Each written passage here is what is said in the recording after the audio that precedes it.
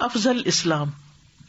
ان عبد اللہ بن عمرو ان رجلا سأل رسول اللہ صلی اللہ علیہ وسلم ای الاسلام خیر قال تطعم الطعام وتقرأ السلام علی من عرفت ومن لم تعرف. عبداللہ ابن عمرو رضی اللہ عنہما سے روایت ہے کہ ایک آدمی نے رسول اللہ صلی اللہ علیہ وسلم سے پوچھا کون سا اسلام بہتر ہے؟ آپ نے فرمایا تم کھانا کھلاؤ اور ان لوگوں کو سلام کرو جنہیں تم پہچانتے ہو اور جنہیں تم نہیں پہچانتے. تو یہاں پر اسلام کی جو پہچان ہے اور اسلام کی جو خوبصورتی ہے یا اسلام کا ایک طرز عمل جو ہے اس کا بیان ہے. اس میں ایک چیز عمل سے تعلق رکھتی ہے اور دوسری چیز قول سے تعلق رکھتی ہے. ایک قول ہے ایک فعل ہے. فعل کیا ہے؟ کھانا کھلاؤ. اور قول کیا ہے؟ سلام کرو جس کو تم جانتے اور جس کو تم نہیں جانتے. یعنی لا الہ الا اللہ پڑھنے کے بعد کچھ کرو، اور وہ کرنا کیا ہے؟ لوگوں کی کیئر کرو، اور لوگوں کی کیئر میں ان کی بھوک کا خیال رکھو. جیسے وہ سورۃ الدہر میں بھی آتا ہے وَيُطْعِمُونَ الطَّعَامَ عَلَىٰ حُبِّهِ مِسْكِينًا وَيَتِيمًا وَأَسِيرًا إِنَّمَا نُطْعِمُكُمْ لِوَجْهِ اللَّهِ لَا نُرِيدُ مِنكُمْ جَزَاءً وَلَا شُكُورًا إِنَّا نَخَافُ مِن رَبِّنَا يَوْمًا عَبُوسًا قَمْطَرِيرًا فَوَقَاهُمُ اللَّهُ شَرَّ ذَلِكَ الْيَوْمِ وَلَقَّاهُمْ نَضْرَةً وَسُرُورًا. تو وہ اللہ کی محبت میں یا کھانے کی محبت کے باوجود، جیسے آتا نا لن تنالوا البر حتی تنفقوا مما تحبون، کہ جو اپنے لیے انسان پسند کرتا ہے وہی دوسرے کے لیے اگر پسند کرتا ہے تو وہ نیکی کو پہنچ جاتے ہیں. اس نے دراصل نیکی کر لی. لن تنالوا البر حتی تنفقوا، تو اس نے وہ خرچ کیا جو اس کو خود بھی پسند تھا. اور دوسری جگہ کہ کھانے کی محبت کے باوجود، یعنی اپنا دل چاہ رہا ہے کھانے کو لیکن وہ دوسرے کے منہ میں ڈال دیتے ہیں، دوسرے کو کھلاتے ہیں، مسکین کو، یتیم کو، اسیر کو، کیونکہ یہ سب سے زیادہ محتاج ہیں، ضرورت مند ہیں. اور پھر ان سے کیا کہتے ہیں؟ ہم تمہیں صرف اللہ کے چہرے کی خاطر کھلا رہے ہیں، ہم تم سے کوئی بدلہ اور شکریہ نہیں چاہتے. ہم تو اپنے رب سے ڈرتے ہیں کہ ہمیں اس دن کی تکلیفوں کا سامنا نہ ہو جو تیوری چڑھانے والا بہت سخت دن ہے. تو اللہ تعالیٰ ان کو اس دن کی شر سے پھر بچا لے گا اور ان کو خوشی، سرور اور تر و تازگی حاصل ہوگی. نضرتم و سرورا. تو اس سے یہ پتہ چلتا ہے کہ اگر کوئی شخص کھانا کھلاتا ہے اور پھر خاص طور پر حاجت مندوں کو کھلاتا ہے تو ایسا شخص آخرت کی مشکلات سے بچ جائے گا. اور اس شخص کا اسلام بھی قابل قبول ہے اور اس کا اسلام بھی بہترین اسلام ہے. کیونکہ بعض اوقات انسان سوچتا ہے نا کہ اللہ کیا کروں کہ جس سے تیری رضا حاصل ہو جائے اور تجھے خوش کر سکوں. تو اس میں یہ پریکٹیکلی یہ بتا دیا گیا. اور دوسرا سلام کرنا جو ہے یہ محبت کو عام کرتا ہے اور آپ کی کیئر ظاہر کرتا ہے کہ آپ دوسرے کو اگنور نہیں کر رہے، بد اخلاق نہیں ہے، بدتمیز نہیں ہے کہ آپ کسی کے پاس سے گزر گئے ہیں اور آپ نے اس کو پوچھا بھی نہیں. تو اس میں جو یہ بات ہوئی ہے نا تطعم الطعام، تم کھانا کھلاؤ، تو اس کا یہ مطلب نہیں کہ صرف یتیم، مسکین، اسیر کو، اس میں کسی کو بھی کھلائیں، چاہے مہمان ہو یا مہمان نہ ہو، ہمسائے ہوں، رشتے دار ہوں، کوئی شادی ہو، کوئی پارٹی ہو، کچھ بھی ہو، یعنی کسی بھی موقع پہ. ہاں اسراف منع ہے، لیکن جب بھی آپ کھلاتے ہیں اور جس کو بھی آپ کھلاتے ہیں وہ سارا اجر و ثواب میں لکھا جاتا ہے اور لوگوں کے اندر اس سے محبت بھی پیدا ہوتی ہے. یعنی جب آپ کسی کو کھانا کھلاتے ہیں تو یہ ایک محبت پیدا کرنے والا عمل ہے. اسی طرح جب آپ سلام کرتے ہیں تو وہ محبت پیدا کرنے والا عمل ہے. ابو زناد کہتے ہیں کہ اس حدیث میں لوگوں کو کھانا کھلا کر اور سلام پھیلا کر ان کی غمخواری کرنے اور ان کے دل جیتنے کی ترغیب دی گئی ہے، کیونکہ ان دونوں سے زیادہ کوئی اور چیز محبت کو کھینچنے والی اور مودت کو جمانے والی نہیں. ایون گھر کے اندر بھی جب ایک عورت پکاتی ہے، شوہر کو کھلاتی ہے تو اس سے باہم محبت پیدا ہوتی ہے. اسی طرح ہمسایوں کے ساتھ شیئر کرنا، دوستوں کے ساتھ فوڈ کو شیئر کرنا، یہ ساری چیزیں محبت پیدا کرنے والی. اور کھانے کا جو لفظ ہے نا، اس میں کھانے والی کوئی بھی چیز شامل ہے. یعنی اس سے مراد صرف پکا ہوا کھانا نہیں ہے، بلکہ کھانا، پانی، جوس، ڈرنک، لسی، دہی، ایون دوا بھی. کیونکہ بعض لوگوں کو کھانا نہیں چاہیے، دوا چاہیے، اور آپ ان کے لیے دوا کیری کرتے ہیں، ایک جگہ سے دوسری جگہ لے جاتے ہیں، تو وہ بھی اس میں شامل ہو جاتا ہے. یہ سورۃ البلد کی آیت ہے. فَلَاقْتَحَمَ الْعَقَبَةَ وَمَا أَدْرَاكَ مَا الْعَقَبَةُ فَكُّ رَقَبَةٍ أَوْ إِطْعَامٌ فِي يَوْمٍ ذِي مَسْغَبَةٍ یتیما ذا مقربہ او مسکینا ذا متربہ. تو اس نے دشوار گزار گھاٹی عبور نہ کی، اور کیا ہے وہ گھاٹی؟ گردن آزاد کرنا اور سخت بھوک کے دن کھانا کھلانا، یعنی خاص طور پر اس جگہ پر ان دنوں میں کھانا کھلانا جب کھانے کی قلت ہو رہی ہو، جب شیلفیں خالی ہو رہی ہوں. اور یتیما ذا مقربہ، قریبی رشتے دار کو جو یتیم ہو گیا ہو، کیونکہ بعض اوقات ہم باہر والوں کی کیئر کر لیتے ہیں لیکن جو گھر میں ہیں ان کی پرواہ نہیں کرتے. اور مسکین ذا متربہ، یا خاک نشین مسکین کو کھانا کھلانا. یعنی نیکی کا یہ کام کہیں بھی کیا جا سکتا. ایون یہ کھانا صرف انسانوں کو نہیں بلکہ جہاں ضرورت ہو جانوروں کو بھی کھلانا، بلی کو، کتے کو، جو گھر میں آنے جانے والے قریب سے گزرنے والے ہیں، برڈز کو، پرندوں کو. اگر دانا نہیں ڈال سکتے تو کم از کم پانی ڈال دو ان کے لیے. بعض اوقات ہوتا ہے نا کہ آپ کی حیثیت نہیں ہے کہ آپ ان کے لیے باقاعدہ دانا خرید کے لائیں یا آپ افورڈ نہیں کر سکتے، تو پانی تو ہر ایک کو مل ہی جاتا ہے. اور خصوصاً گرمی کے دنوں میں پرندوں کو جب بارش وغیرہ نہیں ہوتی تو پانی کی ضرورت ہوتی ہے. اور پھر اسی طرح دوسری چیز جو ہے یہاں پر سلام کی عادت، یہ ہر ایک کو سلام کرنا، یہ تکبر کی نفی کرتا ہے کہ انسان اپنے آپ کو کچھ بڑی چیز نہیں سمجھتا کہ دوسرے اس کو آ کے سلام کرے، بلکہ خود سلام کرتا ہے. السلام جو ہے وہ اللہ سبحانہ وتعالیٰ کے ناموں میں سے بھی ہے، اور جو سلام کو عام کرتا ہے وہ اللہ کا محبوب ہوتا ہے کیونکہ وہ سلامتی کو عام کر رہا ہے. ماشاء اللہ سے آج کل جیسے حالات ہوئے ہیں، ہم سمجھتے تو یہ کہ یتیم کوئی ماں باپ کے فوت ہوئے ہوں گے یا وہ ایسے ہی لوگ ہوں گے. کچھ ایسے لوگ بھی ہیں جن کا کوئی دینے کرنے والا ہی نہیں ہے. وہ لوگ اپنی زندگیوں میں خالی جاب پہ جاتے تھے، واپس آتے تھے، اور ینگ بچے بھی ہیں ان میں شامل. اور یہاں کینیڈا میں میرا ایسا واسطہ ہوا ہے ایسے لوگوں کے ساتھ.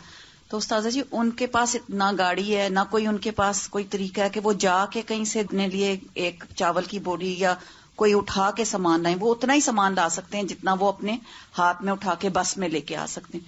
تو ایسے لوگوں تک جا کے پہنچانا کرنا، یہ اللہ تعالیٰ نے یہ یا ان کو گروسری کے لیے لے جانا یا ان تک کوئی چیز پہنچا دینا، تو یہ کیسی اللہ تعالیٰ نے ہمارے تو دین میں ثواب کا کام. پاکستان میں بھی آج کل چونکہ وہ لاک ڈاؤن اور کرفیوز اور یہ چیزیں ہو رہی ہیں تو اس میں الحمدللہ ہم نے اب ایک کمپین شروع کی ہے الہدا کے تحت کہ جس میں مختلف علاقوں میں راشن خرید کے لوگوں تک طریقہ سوچ رہے ہیں کہ لوگ خود آ کے پک کریں، ان تک پہنچائیں کس طرح، کیونکہ رکاوٹیں بہت ہیں. پہلے تو کبھی یہ سوچا ہی نہیں تھا کہ راشن تقسیم کرنا بھی کوئی مشکل کام ہے. بہرحال مشکل تو ہے، لیکن یہ کہ جو مزدور جن کی صرف دہاڑی ہوتی تھی اگر ان کو کام ہی نہیں مل رہا تو وہ کہاں سے کھائیں؟ وہ پانی پی کے تو گزارا نہیں کر سکتے. میں سوچ رہی تھی ابھی آپ نے ایسا مینشن کیا، ایک تو یہ بھی سوچ آ رہی تھی آج کل کے دنوں کے حساب سے کہ پہلے واقعی جو صدقہ کے بارے میں آتا تھا نا کہ اس سے پہلے انسان دے دے کہ جب قبول نہیں کیا جائے گا. سبحان اللہ، اتنی دفعہ چیزیں سوچ میں آ رہی تھی، سوچتا ہے کبھی سوچا تک نہیں کہ ایسا لگتا تھا بس ریڈیلی ہر چیز اویلیبل ہی شاید ہمارے لیے رہے گی اور ہم جب ہمارا مرضی ہوگی اور ایگزیکٹلی دل چاہے گا تو ہی ہم کریں گے. لیکن اس سے ایک تو یہ سوچ آئی تھی، لیکن الحمدللہ قرآن ہے اور احادیث اتنی ہوپ فل ہیں کہ ایون اس کے اندر دو عملی ہیں، لیکن کتنا انسان کیپیسٹی ہے کہ کر سکتا ہے کہ کھانا کھلانا بھی ہے، سلام کرنا بھی ہے. اینڈ واقعی یہ دلوں کو جسے نرم کرنے والے ہیں، اتنی محبت آپس میں پیدا ہوتی ہے. اب جسٹ تھنکنگ کہ اللہ سبحانہ تعالیٰ کیا چاہتے ہیں، لائک سم ہاؤ جیسے کل آپ نے جب شیئر کیا تھا السلام اللہ سبحانہ تعالیٰ کے نام کے بارے میں، اتنا بیوٹیفل تھا کہ اللہ تعالیٰ کا نام ہے اینڈ دین وہ ناؤن نہیں ہے، ناؤن نہیں ہے، ایگزیکٹلی اسم نہیں ہے.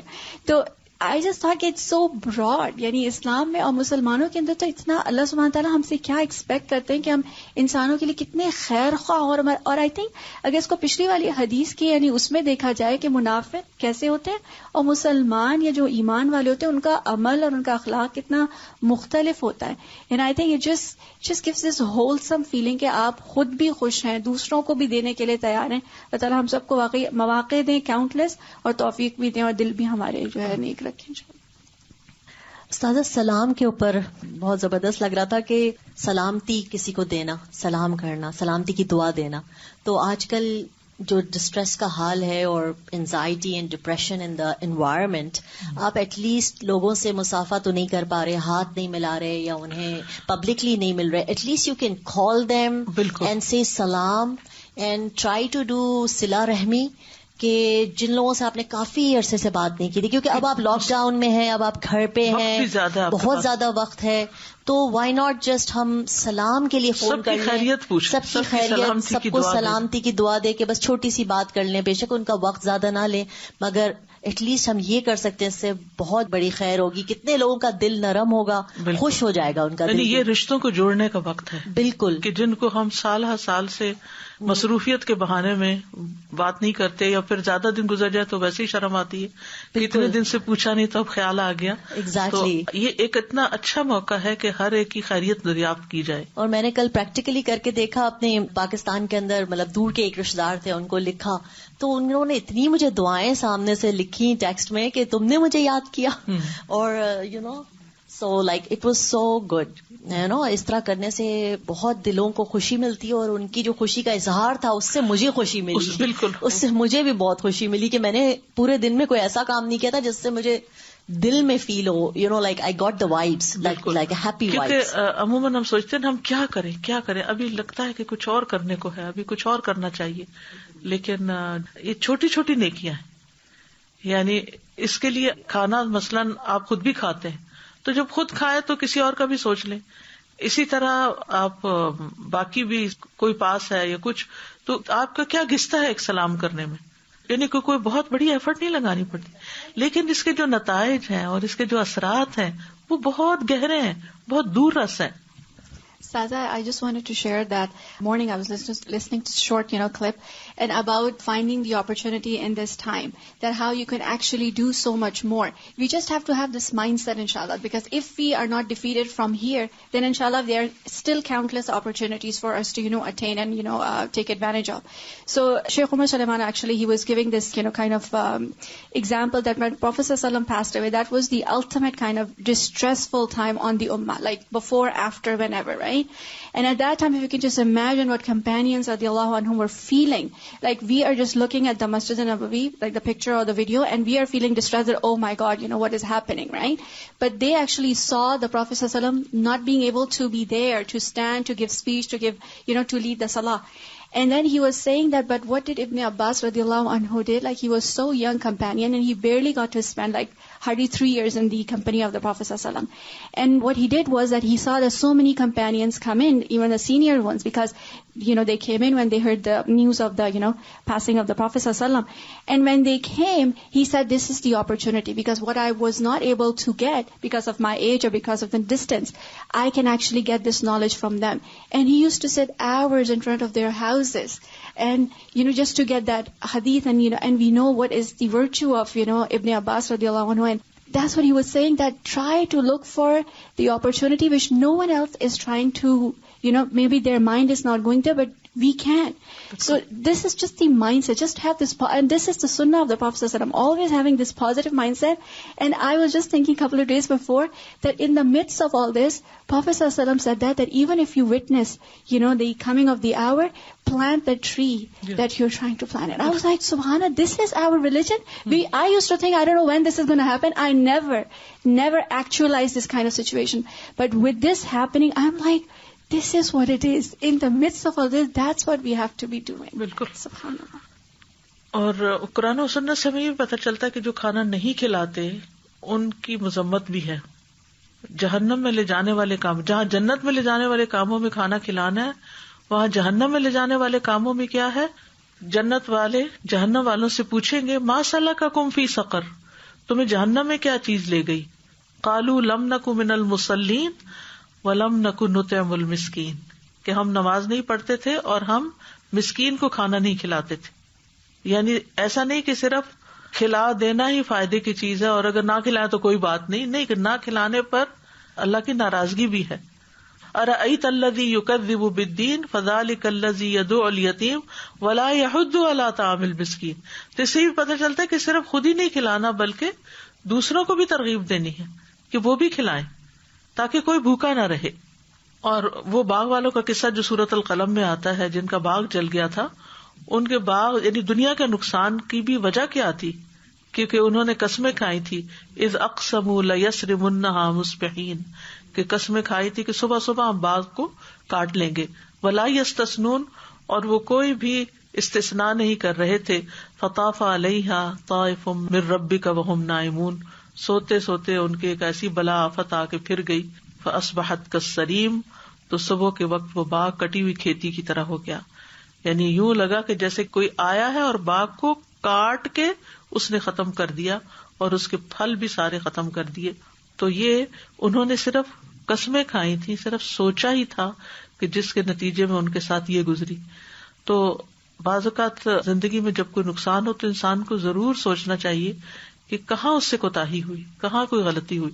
کیونکہ جب ہم غلطی کر رہے ہوتے ہیں نا تو اس وقت یا تو ہمارے اوپر غفلت چھائی ہوتی ہے یا ہمارے اوپر کوئی خواہش چھائی بھی ہوتی ہے جو ہمیں اندھا کر دیتی ہے اور ہم غلطی کر جاتے ہیں اور پھر کر کے بھی بھول جاتے ہیں، توبہ بھی نہیں کرتے. لیکن جب کوئی تکلیف آتی ہے تو پھر اس وقت ہمیں خیال آتا ہے کہ لگتا ہے کہ کچھ ہوا ہے ہم سے. تو ایسے تمام مواقع دیکھے. بلکہ جیسے آج کل بہت سبھی لوگ گھروں میں ہیں، مرد بھی خواتین بھی، تو ضرور مل بیٹھ کے ایک خاندان کی سطح پر انسان کو سوچنا چاہیے اپنے سارے آس پاس کے لوگوں کے بارے میں، رشتہ داروں کے بارے میں، اوروں کے بارے میں، کہ کہاں کہاں کون ضرورت مند ہے اور کس کی کہاں کیا مدد کی جا سکتی ہے. خاندان کے کون سے بچے ہیں جو مالی کمی کی وجہ سے پڑھ نہیں پا رہے، کون بیمار ہیں، کون بھوکے ہیں، کس کے پاس شیلٹر نہیں ہے، کس کے پاس دین نہیں ہے. خاص طور پر دین والوں کو ساتھ ایک اضافی ذمہ داری اور بھی لینی چاہیے کہ کون کون دین کے علم سے محروم ہے، کس طرح کس کو دعویٰ کا کام کیا جا سکتا ہے یا دین کی تعلیم دی جا سکتی ہے. تو بہرحال ہمارے دین نے ہمیں کھانا کھلانے کی تلقین بارہا کی ہے. نبی صلی اللہ علیہ وسلم نے فرمایا بھوکے کو کھانا کھلاؤ، بیمار کی تیمارداری کرو اور قیدی کو رہائی دلاؤ، یعنی اس کے بارے میں بھی فکر کرو. حضرت عمر رضی اللہ عنہ سے روایت ہے کہ رسول اللہ صلی اللہ علیہ وسلم نے فرمایا افضل اعمال مومن کو خوشی دینا ہے. تم اس کے سطر کو ڈھانپ دو، یعنی کپڑا پہنا دو، یا اس کا عیب چھپا دو کوئی، یا اس کی بھوک کو سیر کر دو، یعنی کھانا کھلا دو، یا اس کی ضرورت کو پورا کر دو. یہ سب کیا ہیں؟ افضل اعمال میں سے ہیں. اسی طرح ابن عمر کہتے ہیں کہ ایک آدمی نبی صلی اللہ علیہ وسلم کے پاس آیا اور کہا اے اللہ کے رسول، کون سے لوگ اللہ کو زیادہ محبوب ہیں اور کون سے اعمال اللہ کو زیادہ پسند ہیں؟ تو رسول اللہ صلی اللہ علیہ وسلم نے فرمایا وہ لوگ اللہ تعالیٰ کو زیادہ محبوب ہیں جو دوسرے لوگوں کے لیے سب سے زیادہ فائدہ مند ہوں، جو فائدہ پہنچانے والے ہوں. اور اللہ عز و جل کے نزدیک سب سے زیادہ پسندیدہ اعمال یہ ہیں کہ کسی مسلمان کو خوش کر دیا جائے، یا اس سے کسی تکلیف کو دور کر دیا جائے، یا اس کا قرضہ ادا کر دیا جائے، یا اس سے بھوک دور کر دی جائے. یعنی دل خوش کر دینا، تکلیف دور کرنا، قرضہ ادا کرنا، بھوک دور کرنا، یہ محبوب عمل ہے جو انسان کر سکتا ہے اللہ کو راضی کرنے کے لیے اور اللہ کی محبت میں. حمزہ بن صہیب اپنے والد سے روایت کرتے ہیں، وہ کہتے ہیں کہ عمر رضی اللہ عنہ نے صہیب سے کہا تم اچھے آدمی ہو، کاش تم میں 3 نامناسب صفات نہ ہوتی. صہیب کہنے لگے وہ کون سی ہیں؟ حضرت عمر نے کہا کہ تم نے کنیت رکھی ہوئی حالانکہ تمہاری اولاد نہیں، تم عربوں کی طرف منسوب ہو حالانکہ تم رومی ہو، اور تم کھانا کھلانے میں اسراف سے کام لیتے ہو. صہیب رضی اللہ عنہ نے کہا کہ آپ کا یہ اعتراض کہ میں نے کنیت رکھی ہوئی ہے حالانکہ میرا کوئی لڑکا نہیں، تو اس کا جواب یہ ہے کہ رسول اللہ صلی اللہ علیہ وسلم نے خود میری کنیت ابو یحییٰ رکھی تھی. آپ کا دوسرا اعتراض کہ میں اپنے آپ کو عربوں کی طرف منسوب کرتا ہوں حالانکہ میں ان میں سے نہیں، میں رومی ہوں، تو اس کا جواب یہ ہے کہ میں قبیلہ نمر بن قاصد سے ہوں. رومیوں نے مجھے موصل سے قید کر لیا تھا، میں اس وقت نوجوان تھا اور اپنا نسب پہچانتا تھا، یعنی میں اصلاً عرب ہوں. پھر وہ چلے گئے روم کی طرف. تو پھر اور آپ کا یہ اعتراض کہ میں کھانا کھلانے میں اسراف کرتا ہوں، تو میں نے خود رسول اللہ صلی اللہ علیہ وسلم کو فرماتے ہوئے سنا کہ تم میں سے بہترین ہے وہ شخص جو کھانا کھلائے. اور اللہ سبحانہ وتعالیٰ کھانے کے ایک لقمے کو بھی کس طرح پالتے ہیں، کتنی خوبصورت. یعنی کہ ہم عام طور پر جب کھلا رہے ہوتے ہیں یا اہتمام کر رہے ہوتے ہیں ایون گھر والوں کا، اب یہ جو ہے نا کھانا کھلاؤ، اپنے بچے کو بھی کھلانا، ماں اپنے بچے کو دودھ پلاتی ہے یا پکاتی ہے یا کھلاتی ہے تو یہ سب اس میں شامل ہو جاتا ہے.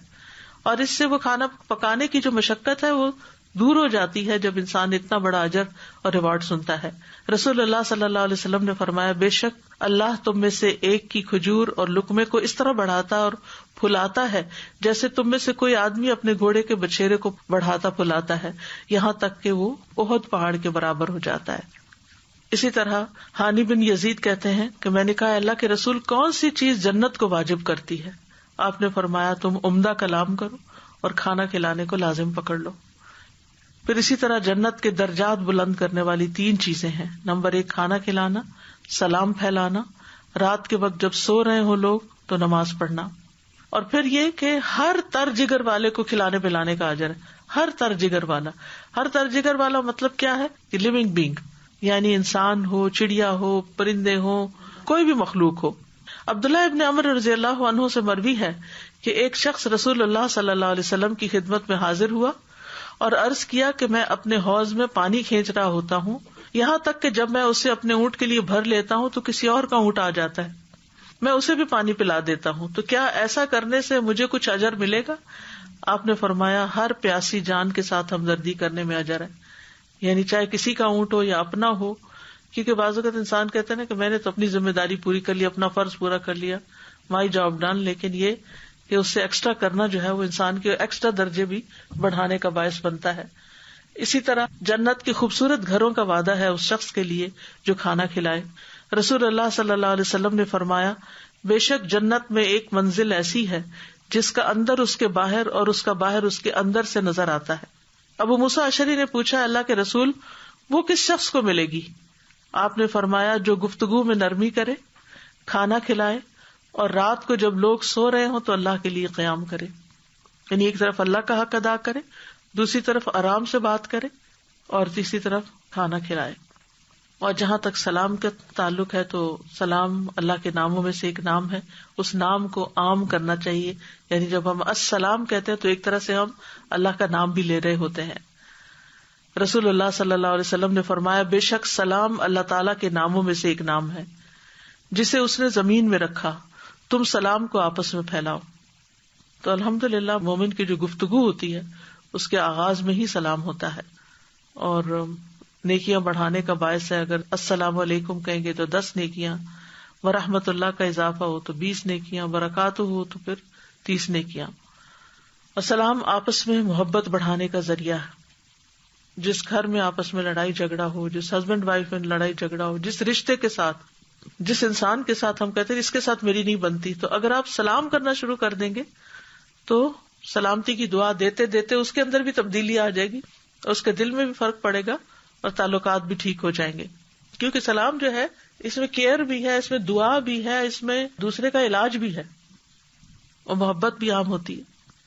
رسول اللہ صلی اللہ علیہ وسلم نے فرمایا سلام پھیلاؤ تم سلامت رہو گے، یعنی پھر آپس میں نفرتیں نہیں ہوں گی، ایک دوسرے کے ساتھ ناراضگیاں نہیں ہوں گی، ایک دوسرے سے انسان کا تعلق اچھا ہوگا.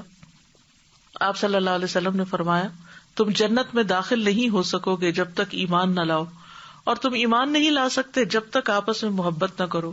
کیا تمہیں ایسی بات نہ بتا دوں کہ جب تم اس پر عمل کرو گے تو تمہارے درمیان محبت پیدا ہو جائے گی. آپس میں سلام کو عام کرو، اور اس میں بھی یہ ہے کہ پہل کرنی چاہیے، پہل کرنے والے کے لیے زیادہ ثواب ہے. پھر بچوں کو بھی سلام کرنا چاہیے، یعنی ہم بعض اوقات اپنے سے بڑوں کو یا جن کا ہم احترام کرتے ہیں ان کو تو ہم خیال کرتے ہیں سلام کرنے میں، لیکن بچے وغیرہ یا اپنے سے رتبے یا حیثیت یا عمر میں کم جو ہے ان کی طرف کم بڑھتے ہیں تو ان کو بھی سلام کرنا چاہیے. حتیٰ کہ خالی گھر میں داخل ہوتے وقت بھی سلام کرنے کا حکم ہے. السلام علینا وعلی عباد اللہ الصالحین. پھر مجلس میں آتے جاتے وقت، اور پھر سب سے بڑا بخیل وہ ہے جو سلام کرنے میں بخل کرے.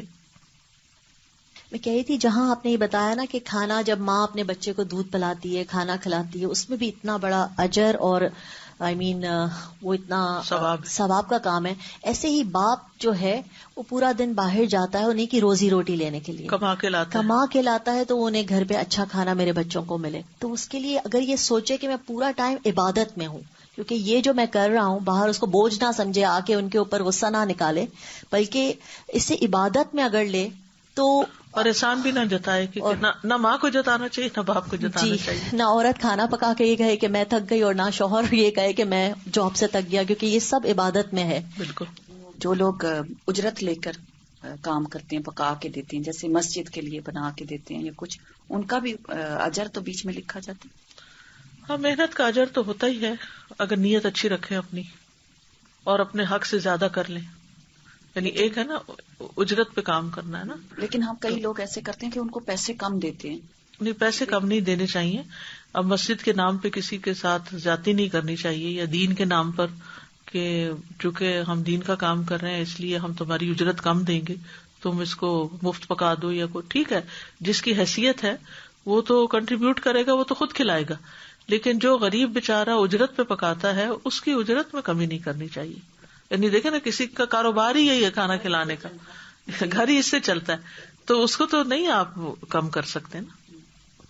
استاذہ جی، مجھے دو باتیں یاد آ رہی تھی. ایک تو وہ پیاسے کتے کا جو واقعہ تھا، جی ہاں، اور دوسرا وہ جو حضرت موسیٰ علیہ السلام نے وہ لڑکیوں کے جانوروں کو پانی پلا دیا تھا اور اللہ تعالیٰ نے پھر کیسے راستے کھولے. تو کوئی نیکی جو بہت چھوٹی سی تھی. سبحان اللہ، بہت ہی اچھے آپ نے واقعات یاد کرا دیے کہ پیاسے کتے کو پانی پلا دیا، اور اس کے لیے حالانکہ وہ جسے کہتے ہیں کہ معاشرے کا ایک انتہائی گناہگار شخص، اس کی بخشش ہوگی اور اس کے لیے جنت واجب ہو گئی. اور دوسری طرف موسیٰ علیہ السلام کے لیے کتنی خیر کے دروازے کھل گئے. ہم بعض اوقات ہاتھ پہ ہاتھ رکھ کے انتظار کرتے رہتے ہیں کہ ہمارے حالات بدل جائیں، لیکن جو کام ہم کر سکتے ہیں اپنے طور پر وہ نہیں کرتے. ہم آگے نہیں بڑھتے، ہم انیشیٹو نہیں لیتے. سازا میں تو اس پہ اسٹک ہو گئی، وہ ابن عمر رضی اللہ عنہ اور جو صہیب رضی اللہ عنہ کی جو آپس میں انٹریکشن پہ. آئی واز جسٹ تھنکنگ کہ دونوں ہمارے لیے اتنے بلاوڈ ہیں اور صحابہ ہیں، لیکن جسٹ ان کا آپس میں جو کیسا بیوٹیفل ایک وہ ہے. مجھے یاد آ رہا تھا کہ ابن عمر واللہ عالم بالصواب، لیکن ایک جو سنسیئرٹی یا لک آؤٹ کرنا ہے اپنے فیلو جیسے اپنے جو ہے ان کے لیے کمپینینس کے لیے، کہ نبی صلی اللہ علیہ وسلم نے بھی ان کے بارے میں یہی کہا تھا نا کہ ابن عمر کتنا اچھا ہے، اگر بس وہ یہ کریں لائک تہجد کے بارے میں ان کو موٹیویٹ کرنے کے لیے. اینڈ دین مجھے بالکل آلموسٹ ویسے ہی اسٹائل لگا ان کا بولنے کے لیے ان کے بارے میں، صہیب رضی اللہ عنہ کے. اینڈ دین صہیب رضی اللہ عنہ himself he is like a senior companion, لیکن کتنے ہمبلنس کے ساتھ اور کتنے اس کے تواضع کے ساتھ وہ رپلائی بھی کر رہے ہیں، بتا بھی رہے ہیں، جسٹیفائی بھی کر رہے ہیں، اور اتنی اچھے سے بات کر رہے ہیں. اینڈ آئی جسٹ تھاٹ ہمارے لیے اتنا سبق ہے اس کے اندر کہ اگر وہ اتنے بڑے ہو کے اور نبی صلی اللہ علیہ وسلم کی صحبت حاصل کر کے بھی اس طرح کر سکتے ہیں. حضرت عمر ہیں بیسیکلی، اور اپنی نیچر کے اعتبار سے بھی وہ جس کے اوپر کوئی اعتراض ہوتا تھا وہ فوراً بول دیتے.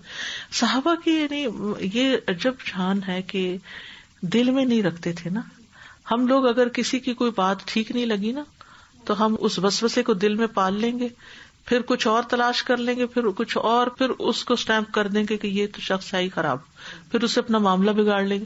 اور دوسرے غریب کو پتا بھی نہیں ہوتا کہ اس نے کیا کیا، اور پھر وہ پوچھے بھی کہ تمہیں کیا ہے، تم اس طرح مجھ سے دور دور کیوں ہو، تو اس کا بھی کوئی بہانہ جھوٹ ایک اور بول دیں گے، یعنی یا پھر ایسا ریئیکشن کریں گے کہ وہ حیران پریشان ہوگا کہ آپ کو ہوا کیا ہے.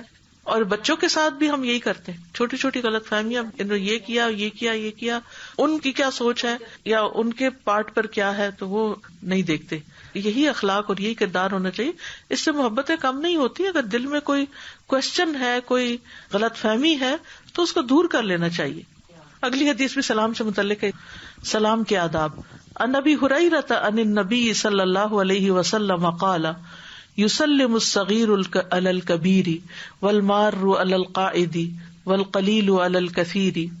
ابو ہریرہ رضی اللہ عنہ نبی کریم صلی اللہ علیہ وسلم سے روایت کرتے ہیں، آپ صلی اللہ علیہ وسلم نے فرمایا، چھوٹا بڑے کو، چلنے والا بیٹھنے والے کو، اور چھوٹی جماعت بڑی جماعت کو سلام کرنے میں پہل کرے. تو اس کی کیا حکمت ہے؟ اصل میں چھوٹے کے اوپر لازم ہے کہ بڑے کا احترام کرے، بڑے کی تعظیم کرے اور اس کے سامنے تواضع اختیار کرے، اس کو اچھے لقب سے، اچھے نام سے پکارے، سلام میں پہل کرے. اسی طرح جو چھوٹی جماعت ہے اس کے لیے ضروری ہے کہ وہ بڑی جماعت کو سلام کرے. اور پھر گزرنے والا سلام کرنے میں اس لیے پہل کرے گا کہ جو بیٹھا ہوا ہے اس کو جب وہ سلام کرے گا تو وہ ایک طرح سے عاجزی اور انکساری کا اظہار کرے گا. اور ویسے بھی بعض اوقات یہ کہ کوئی ادھر منہ کر کے بیٹھا ہوا ہے تو گزرنے والے کو پتا چلے گا، بیٹھے ہوئے کو شاید پتا بھی نہ چلے کہ کون گزرا ہے، اور سوار بھی اسی لیے سلام میں پہل کرے گا کہ اس کے اندر کوئی تکبر نہ آ جائے کہ میرے پاس تو گاڑی ہے اور یہ پیدل جا رہا ہے، اور تو یہ بھی ایک تواضع کی بات ہے. خلاصہ ساری حدیث کا یہی بنتا ہے کہ جو شخص مرتبے میں کسی بھی طرح کم درجے کا ہو، چاہے عمر میں کم ہے، چاہے پوزیشن کے اعتبار سے، وہ افضل درجے کو سلام کرنے میں پہل کرے. جابر کہتے ہیں سوار پیدل کو سلام کرے، پیدل بیٹھے ہوئے کو، اور دو چلنے والوں میں سے جو پہلے سلام کرے وہی افضل ہے. پھر اسی طرح انس بن مالک کہتے ہیں کہ وہ بچوں کے پاس سے گزرے تو انہیں سلام کیا. اس کا یہ مطلب نہیں کہ ہمیشہ انتظار کرے کہ بچے کریں، بچوں کو سکھانے کے لیے، تعلیم دینے کے لیے پہلے سلام کر لیا جائے. اور انہوں نے کہا کہ نبی صلی اللہ علیہ وسلم کا یہی طرز عمل تھا کہ وہ بچوں کو سلام میں پہل کرتے تھے. پھر اسی طرح گھر سے نکلتے وقت سلام کر کے نکلا جائے، گھر میں داخل ہوتے وقت سلام کرنا چاہیے، خالی گھر میں بھی سلام کرنا چاہیے. پھر اسی طرح اگر کوئی شخص سو رہا ہو تو ہلکی آواز میں سلام کیا جائے، کہ اگر وہ صرف آنکھیں بند کیے ہوئے ہے تو جواب دے دے، اور اگر واقعی سو رہا ہے تو ڈسٹرب نہ ہو. مقداد کہتے ہیں کہ نبی صلی اللہ علیہ وسلم رات کو آتے تھے تو اس طرح سلام کرتے تھے کہ سونے والا جاگ نہ جائے اور جاگنے والا سن لے. پھر اسی طرح یہ ہے کہ ہر بار ملاقات پہ سلام کیا جائے. مثلاً آپ آئے ہیں، یہاں بیٹھے ہیں، سلام کیا ہے، اٹھ کے باہر نکل گئے ہیں، باہر نکلتے ہوئے پھر کہیں ملاقات ہو جاتی ہے تو دوبارہ سلام کیا. یہ نہیں کہ وہ میں نے صبح کیا تھا نا سلام، تو صبح والا کافی نہیں ہے. صحابہ تو اگر بیچ میں درخت آ جاتا تھا اور پھر ایک دوسرے کے سامنے آتے، وہاں ملتے تو پھر سلام کرتے. اللہ سبحانہ وتعالی ہم سب کو اپنی سلامتی سے نوازے اور ہمارے اندر اچھے اخلاق اور آداب پیدا کر دے. وآخر دعوانا ان الحمد للہ رب العالمین. سبحانک اللہم وبحمدک، اشہد ان لا الہ الا انت، استغفرک واتوب الیک. السلام علیکم ورحمۃ اللہ وبرکاتہ.